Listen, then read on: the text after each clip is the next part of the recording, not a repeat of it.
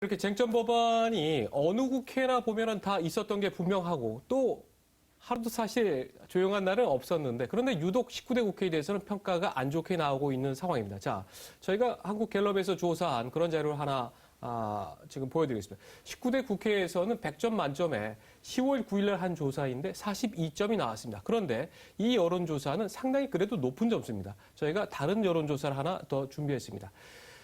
한길리서치에서 지난달 10일에서 13일 날 조사한 걸 보면 19대 국회의원들의 평가는 못한다는 평가가 85%입니다. 잘한다는 평가는 10.5%, 즉 10명 중에 1명에 불과했습니다. 허전 대변인님, 18대 국회도 국회가 아주 잘한다는 평가를 받았던 것 같지는 않은데 그런데 19대 국회보다는 그래도 이렇게 지금 조금 전에도 말씀하셨습니다만 국회 해산하라는 얘기가 최근에는 아주 강력하게 또 나오고 있거든요. 허전 대변인님 보시기에는 18대 국회하고 19대 국회에서 어떤 좀 차이가 있길래 이렇게 국회에 대한 평가가 더 하락세인지 저는 그게 좀 궁금합니다. 별 차이 없죠. 18대 때는 소위 말해 동물국회였죠. 날치기가 밀어붙이기가 있었고 19대 때는 소위 선진화법으로 인해서 밀어붙이기가 없는 그 차이밖에 없는데 예. 어떤 학생도요. 학교 다닐 때 만약에 점수 10.5점 맞아오면 낙제가 퇴학입니다. 퇴학. 그렇잖아요. 네. 그런데 대한민국을 이끌어가는 정치의 대한민국 대표기관이라는 분들이 10.5점 받으면 어떤 여론조사는 저는 5%라는 것도 봤어요. 예. 그러면은 본인들이 부끄러워할 줄 알아야죠. 이게요. 지금 우리 국회가 저는 이렇게 생각합니다. 왜 이렇게 됐냐고 꼭 물은다면은 저는 몇 가지가 있는데 네. 크게 보면 두 가지입니다. 하나는 우리 국회 제도가 대한민국은 21세기 국가가 됐는데 제도는요 60년대 70년대 어디 저 후진국 수준에 머물러 가지고 그 제도적 틀 속에 본인들이 이렇게 끼어 있어요. 그 제도를 바꿔야지 그 불합리한 제도를 가지고 거기서 아웅다웅하니까 이게 진척이 없는 거고. 예. 국회 선진화법도 마찬가지입니다. 두 번째 선진화가 아니라 이거는 네. 국회 망치는 법이죠. 두 번째는 예. 사람들의 문제입니다. 사람들이 나라는 21세기 선진국의 문턱에 있는데 또 네. 나라는 글로벌화 시대가 되고 국제화된 사회에 사는데 정치하는 분들은 유독 왜 우물한 개구리식 저 사고방식 같은 못하는지 몰라요. 네. 우리 편, 소위 말하는 진영의 논리라고 그러지 않습니까? 우리 편, 내 거, 우리 당한 거 아니면은 다 틀렸다. 다 잘못됐다. 네. 그러니까 평생 타협이 되고 무슨 설득이 되고 무슨 서로 얘기가 되겠습니까? 그걸 진영의 논리라 그러는데 저도 미국에서 공부를 하고 조선일보 기자를 뭐 오랫동안 했습니다만은 정치부 기자 오랫동안 했습니다만은 아니 세상에 이렇게 진영 논리에 빠져서 우리 거는 무조건 옳고 남의 거는 무조건 나쁘고 네. 또 우리 거는 무조건 지켜야 되고 남의 거는 무조건 안 된다. 이것도 하루 이틀이죠. 지금 이 대통령께서 맨날 며칠 얘기하는 경제 법안을 지금 끈 지가 몇 년입니까? 이게 예. 하루 이틀 같으면 이해가 되죠. 한 달 정도면 이해가 되지만 몇 년을 끌어놓고 지금까지 와가 안 해놓고 이제 와서 뭐 엉뚱한 소리 하고 있는 게 이게 국회입니까? 네. 최재현 대변인님께서는 어떻습니까? 바로 직전까지 지금 네. 이제 네. 국회에서 그래서 국회 돌아가는 상황 가장 많이 알고 있는데 네. 19대 국회가 유독 이렇게 비판의 대상이 되고 있는 것은 또 동물국회에서 식물국회로 네, 변해가는 네. 그런 과정이라고 아마 또 허전 대변인께서 예, 예. 보시는 것 같은데 네. 어떻게 판단하십니까? 바로 그렇습니다. 실제로 그 이제 식물국회라는 비판을 받고 있는데 이게 이제 이른바 국회 선진화법, 국회법 개정된 국회법에 따른 문제인데요. 지금 여기에 따르면은 사실은 3분의 2, 60%란 절대 의석이 요구됩니다. 모든 이 법안 통과에 있어서는. 그래서 지금 상당히 심각한 문제, 그 여당이 그 과반수 의석을 확보를 해도 제대로 뭘 처리를 할 수가 없습니다. 그게 지금 19대 국회의 가장 큰 문제였고요. 이 19대 국회의 큰 문제에 대해서는 지금 벌써 이 법이 만들어질 때도 많은 반대가 있었습니다. 네. 그래서 지금 당장 어떻습니까? 당장 야당은 지금 쟁점 법안들, 경제 활성화, 기업 살리기, 또 서비스 발전법 이런 법안에 대해서 상임위를 통해서 충분히 심사하자라고 주장하면서 네. 조속한 처리에 대해서 반대하고 있습니다. 일괄 타결에 대해서 여당이 주장하는. 근데 실제로 가보면요. 상임위원회에 야당 의원들이 안 나옵니다. 예.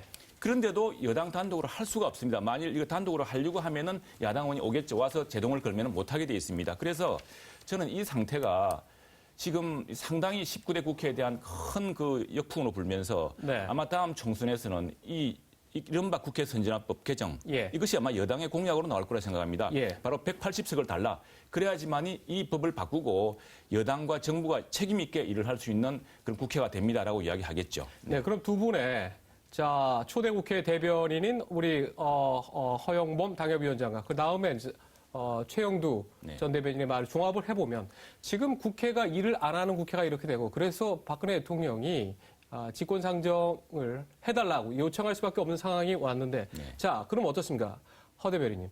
내년 총선에서 여당이 지금 180석을 얻기는 거의 불가능하다고 저는 사실 보여지는데 선진화법이라는 이러한 조항 자체가 일단 개정이 돼야 되는데 내년 총선에서 이거 개정 가능합니까? 새누리당이 여당이 그 정도 의석 못 얻으면 개정 못 하죠. 네. 그런데 글쎄요, 그걸 개정하는 것을 우리가 여당이 주요 공약으로 핵심 공약으로 내건다. 글쎄요, 저는 잘 와닿지 않는데 왜냐하면은 국민들은요 지금 국회를 총체적으로 불신하지 선진화 때문에 선진화법도 하나의 요인이지 그것 때문에 꼭 불신하는 건 아닙니다. 국민들은 그 의사 단상에서 세루탄 터뜨리고 무슨 해머로 무수고 이거는 더 싫어해요. 그렇지만은 국민들이 싫어하는 것은 국회가 할 일은 안 하고 허구날 싸움질 한다는 데 있는 겁니다. 네. 왜? 그러니까 자기들끼리 논쟁을 하고 하는 것은 다 찬성해. 그걸 모르는 국민들이 어디 있습니까? 그러니까 저는 선진화법을 바꿔야 된다고 생각하는 사람이지만 우리 여당이 글쎄요. 우리 여당은 내년에는요. 제가 보기에는 이 정부를 국가를 살리느냐 죽느냐 어떤 총체적인 위기 이게 뭐라면 분기점에 서 있거든요. 박근혜 정부가 2년이 남아 있기 때문에 또 다음 국회의원은 4년 임기 중에 2년을 박근혜 정부와 같이 하기 때문에 만약에 과반을 얻지 못하면은 지금 과반을 갖고도 대통령이 아무것도 못하는데 그러니까 새누리당 입장에서 얘기한다면 그런데 그러니까 과반을 얻지 못하면 아마 나라가 올수톱되는 상황에 처할 거다. 새누리당은 여당의 과반을 얻지 못하면 나라가 올수톱되는 상황에 처할 거다. 야당의 입장은 나중에 한번 들어보도록 하고요. 자, 최선 대변인님. 지금 국회가 가장 시급하게 해야 될 게 선거구 획정 문제 아닙니까?